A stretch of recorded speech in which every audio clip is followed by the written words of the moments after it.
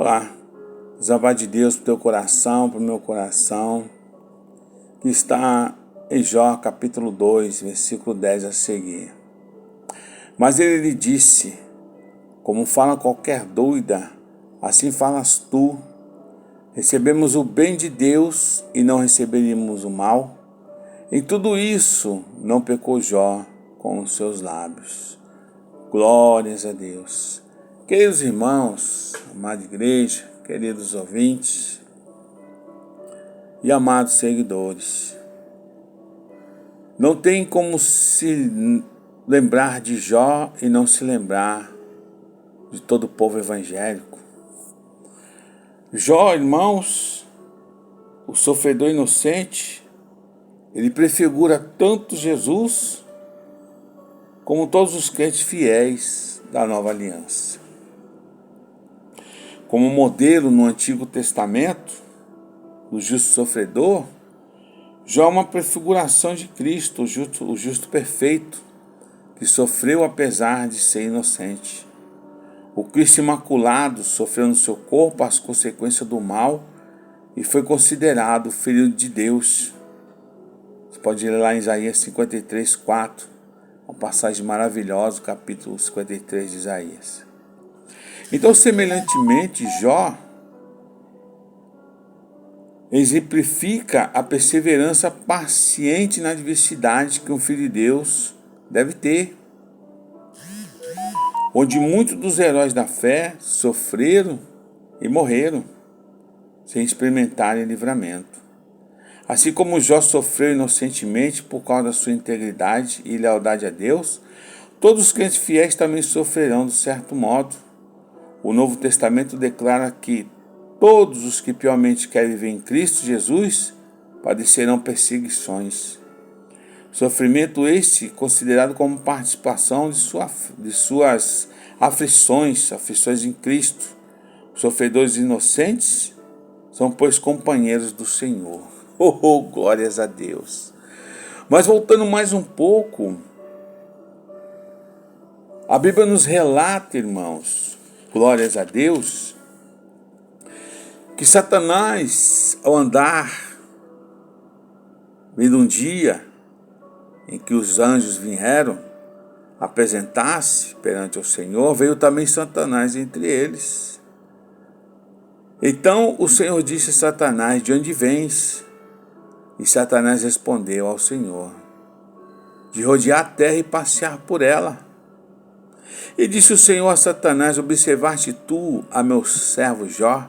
Porque ninguém na terra semelhante a ele, homem sincero e reto, temente a Deus e desviando-se do mal.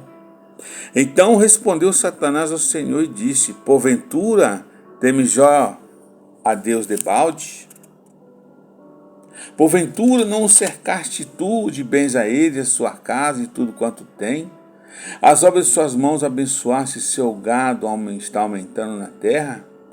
Mas estende a tua mão e toca em tudo que tem, e verás se não blasfemas a ti na tua face. É isso que o inimigo vem fazendo nesses milênios todos, mesmo depois da vinda de Jesus Cristo. O inimigo, ele tenta tirar de você a tua paz. Ele tira os teus bens.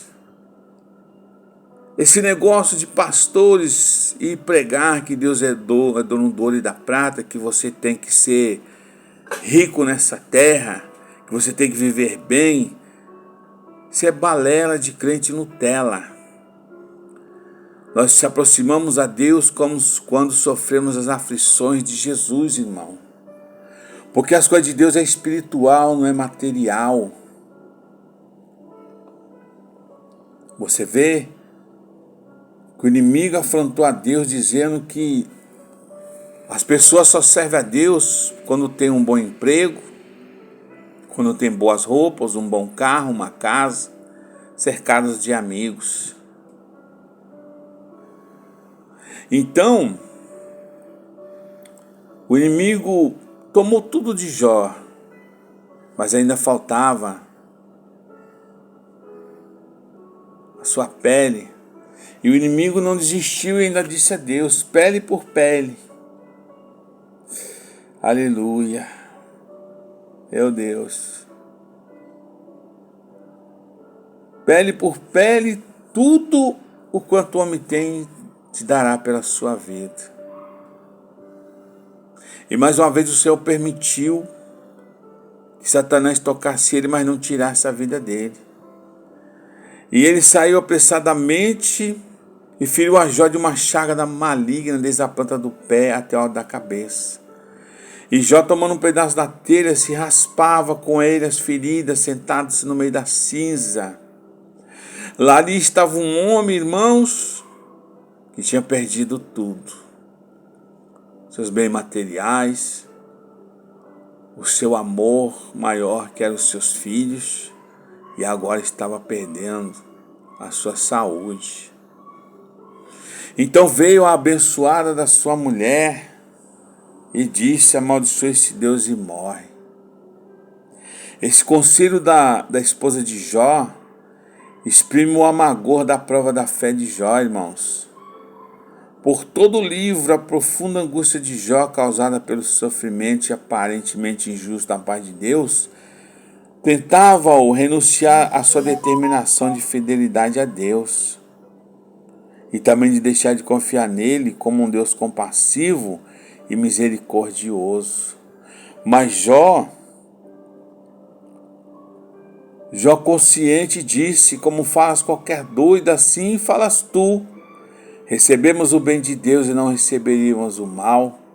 Em tudo isso não pecou Jó, irmãos, com os seus lábios, mesmo ali caído entre as cinzas, sofrendo no coração e na pele. Irmãos, os crentes verdadeiros, eles devem se preparar tanto para serem provados por Deus com a adversidade, como para receber o bem da sua mão. Confiar em Deus não significa que Ele sempre nos livrará da aflição, irmãos, e nem da fidelidade a Deus garante prosperidade e sucesso, irmãos. Ao surgir a adversidade, o crente cuja consciência não o acusa de pecado ou rebelião contra Deus, ele deve confiar sua alma às mãos de Deus. A fé em Deus, como o nosso Senhor amorável nas provações e opressões, expressa seu maior triunfo. Leia 1 Pedro 3 ao 9. E ali vieram os 3 amigos de Jó.